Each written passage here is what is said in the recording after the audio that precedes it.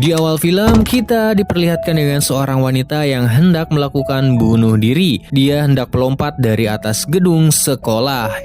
Tapi jangan panik dulu. Ini hanya hayalan saja.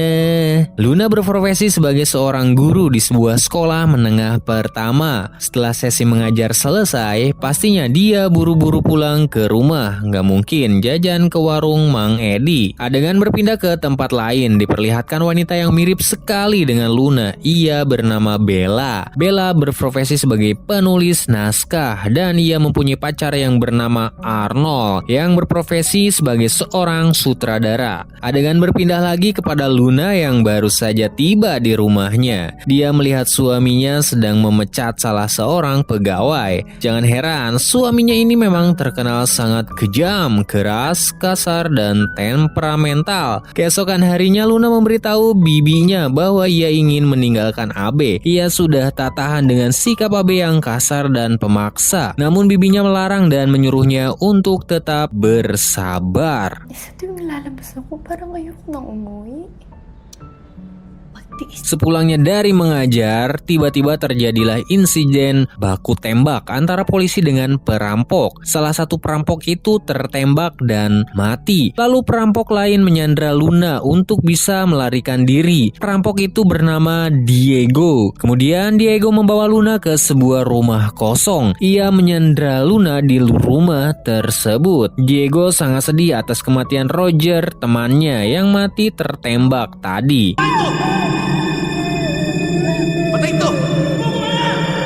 Malam pun tiba, Arnold dan Bella bertemu dengan seorang produser yang bernama Dizon. Mereka bekerja sama membuat proyek pembuatan film. Arnold menjadi sutradara dan Bella menjadi penulis naskahnya. Dizon ingin film mereka terdapat adegan mantap-mantapnya cuy. Namun nampaknya Bella agak keberatan dengan keinginan tersebut. Saat pulang mereka pun berdebat tentang keberatan Bella akan keinginan Dizon. Arnold mencoba meyakinkan Bella dan membujuknya untuk menuruti keinginan dari Dizon. Arnold menganggap bahwa itu merupakan kesempatan mereka menuju kesuksesan. Setelah rayuan itu, mereka berdua pun mantap-mantap lagi cuy. Nah, barulah setelah dikasih yang mantap-mantap, Bella pun setuju dan melanjutkan menulis naskah. Adegan berpindah kepada Luna dan Diego. Semakin hari mereka semakin akrab. Diego bukanlah orang jahat. Ia merampok uang dari bosnya yang jahat karena tidak membayar gaji para pekerja. Si bos yang zolim juga sering memberhentikan pekerja dengan seenaknya. Luna menyarankan Diego untuk menyerahkan diri kepada pihak kepolisian. Dia hidup sebatang kara di jalanan. Orang tuanya entah pergi kemana. Lalu ia diadopsi oleh Roger yang mati tadi dan menganggap Diego sebagai anaknya sendiri. Itulah alasan mengapa ia sangat bersedih atas kematian Roger. Di sini Luna juga menceritakan masa lalunya yang ternyata dahulu ibunya Luna menderita sakit dan harus dioperasi. Luna tidak mempunyai biaya untuk operasi itu. Lalu ia meminjam uang kepada Abe dengan syarat ia harus menikah dengan Abe sampai hutangnya lunas. Lalu setelah bercerita, mereka mulai menaruh simpati dan tenggelam dalam romansa. Namun saat itu belum terjadi adegan persodokan, guys.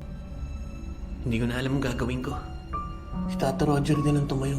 Adegan berpindah kepada Bella dan Arnold. Di sini kita diberitahu bahwa ternyata Luna dan Diego itu merupakan tokoh dalam cerita naskah yang ditulis oleh Bella dan Dizon. Bella kembali merasa keberatan jika Luna dan Diego ini bermantap-mantap. Soalnya romansa di antara mereka berdua udah bikin baper. Jika ditambah lagi dengan adegan itu, mungkin ceritanya tidak akan berjalan sesuai harapan Bella. Setelah itu, mereka bertemu kembali dengan Dizon. Nah, di sini masalah mulai lagi karena Dizon tidak setuju dengan cerita yang dibuat oleh Bella yang menurutnya tidak sesuai dengan ekspektasi. Bella tetap bersikukuh dengan pendiriannya dan tak ingin mengubah tulisan itu. Dia mempunyai rencana sendiri tentang ending rahasia yang bisa kacau jika tetap memaksakan memasukkan adegan kamar. Kemudian Bella melanjutkan naskahnya. Dia lalu membuat Luna dan Diego bermantap-mantap sesuai dengan keinginan Dizon dan Arnold. Keesokan harinya Arnold memuji naskah naskah yang ditulis oleh Bella. Suatu hari Bella memutuskan mengunjungi ayahnya di panti jompo. Dia membawakan bir karena ayahnya sangat suka sekali dengan bir. Jika tidak ada, maka dia akan mengamuk. Setelah itu Bella kembali melanjutkan cerita naskahnya. Di sini Diego melepaskan Luna untuk kembali kepada keluarganya. Akan tetapi Luna tidak ingin pergi karena sudah terlanjur nyaman dengan Diego. Namun Diego tidak ingin membawa Luna dalam bahaya. Diego berjanji suatu saat ia akan menemui Luna lagi. Setibanya di rumah, bukannya disambut Abe yang bajingan, malah langsung menggenjot Luna secara paksa.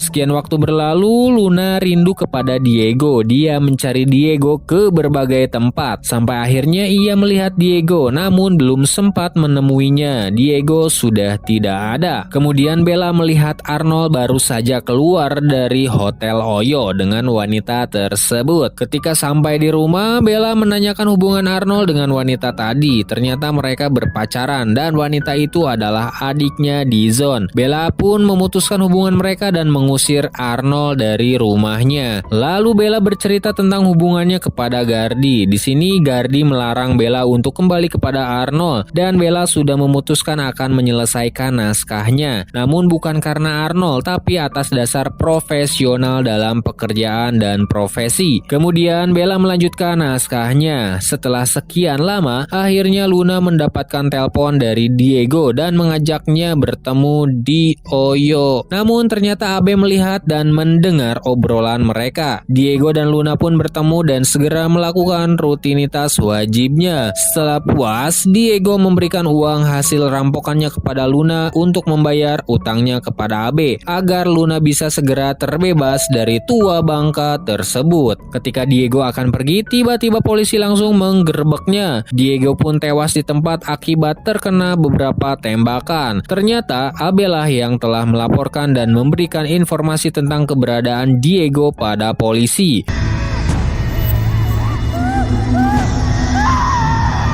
Kemudian Luna memberikan uang tersebut kepada Abe dan akhirnya Luna berhasil bebas dari pria tua bangke tersebut. Kini dia bersiap untuk melanjutkan kehidupannya yang baru. Setelah naskahnya selesai, Bella malah menghapus file dan membakar kertas naskahnya. Dia hanya menyelesaikan naskahnya saja, namun tidak mau menyerahkan naskah tersebut kepada Arnold ataupun Dizon. Kemudian Bella menemui Arnold. Dengan lapang dada, Bella memaafkan Arnold, namun bukan untuk kembali, tapi hanya untuk menjadi seorang teman, tidak lebih.